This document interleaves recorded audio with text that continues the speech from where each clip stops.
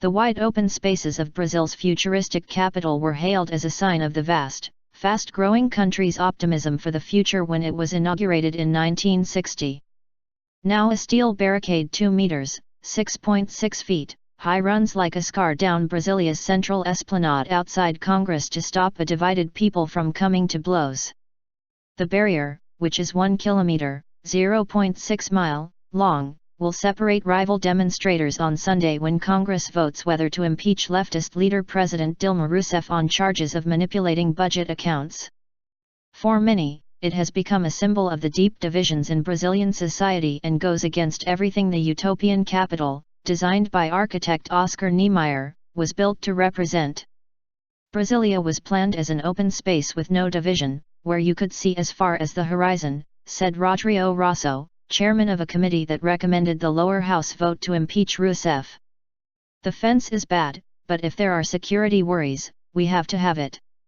The day before the vote, an uneasy calm hung over the vast esplanade overlooking the sleek, white Congress building and rows of block-like ministries. Hundreds of thousands of protesters are expected on Sunday. Red banners in support of Rousseff were draped across one side of the wall. Congress, the people are watching. There will be no coup, read one, using the term the ruling Workers' Party uses to denounce an impeachment it argues has no legal grounding.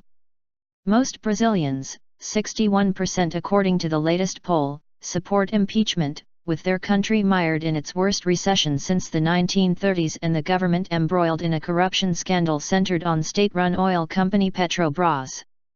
33-year-old Guilherme Teles stood on the other side of the wall, the gold and green flag of Brazil wrapped around his shoulders. Out with his wife and 2 young children, he said he wanted his kids to get a feel for the historic moment. It would be the first time Brazil has impeached a president for more than 3 decades.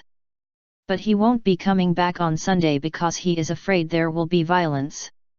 Some people are threatening to use parts of the fence as weapons, he said.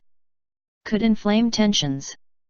Governor Rogerio Rosso's decision to erect the barricade to allow both pro- and anti-impeachment groups to occupy the city's most central square has been criticized across the political spectrum amid fears it will inflame tensions.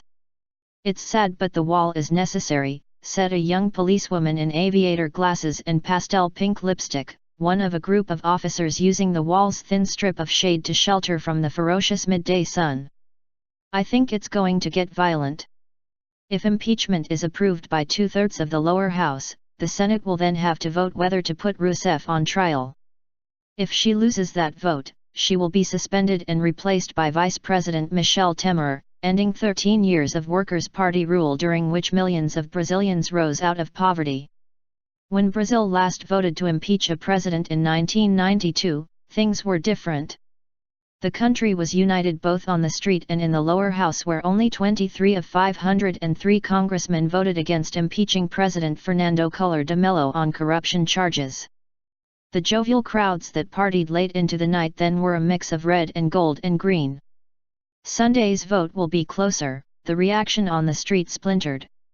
Across town, thousands of Rousseff supporters have set up camp. Activists, bussed in, are sleeping in tents and being fed by volunteers. At a rally in the Central Marquee, José Rosalba dos Santos, 50, said he will take to the esplanade on Sunday but thinks things will remain calm. As he waved his red flag, a rousing speech came over the tannoy. There won't be a coup.